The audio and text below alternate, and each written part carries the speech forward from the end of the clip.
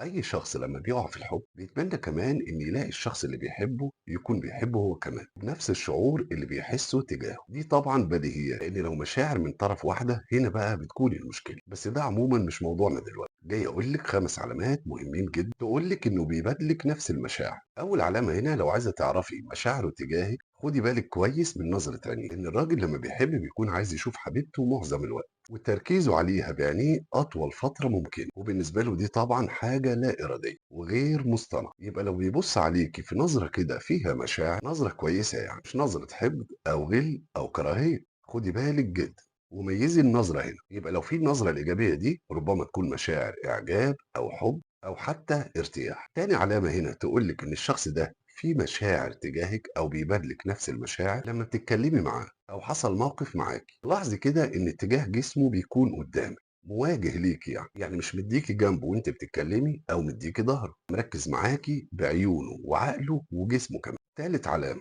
جربي كده تشوفي واحدة صاحبتك أو أي شخص إن كان بيتمناها وشافها لأول مرة، شوفي كده رد فعلهم بيكون إزاي. في اللحظة دي هتلاقي الشخص ده فاتح الفم شوية، وده بيكون دليل على المشاعر الإيجابية وانفصاله عن الواقع اللي هو فيه، وإن انفصل عن الواقع بتاعه ومركز بس على اللحظة دي. رابع علامة هنا، أخبار ابتساماته ليكي إيه؟ يعني لما يشوفك أو في حوار ما بينكم أو حتى من بعيد لما يشوفك الوهلة الأولى كده نظرته ليكي عاملة إزاي؟ بيبتسم بشغف وبمشاعر كويسة، ولا ابتسامة خفيفة أو صفرة أو عادية أو مفيش ابتسامات خالص؟ خامس علامة، لو كنتم زملاء دراسة أو عمل أو حتى قرايب أو أي شيء يربطكم ببعض، هتلاحظي دايما إنه بيحاول يكون قريب منك، ومش بس كده هيعرض عليك كمان أي شيء تكوني محتاجاه حتى لو ما قلتيش. فالخمس علامات دول هم مؤشر، إنما مهم بقى الأفعال والصدق والصراحة والوضوح. يعني مش أي حد يقول لك كلمتين حلوين يبقى بيحب. اعرفي كمان إن التعميم غلط، لأن كل راجل وله طريقة في التعبير عن مشاعره. في راجل جريء، راجل خجول، راجل صامت،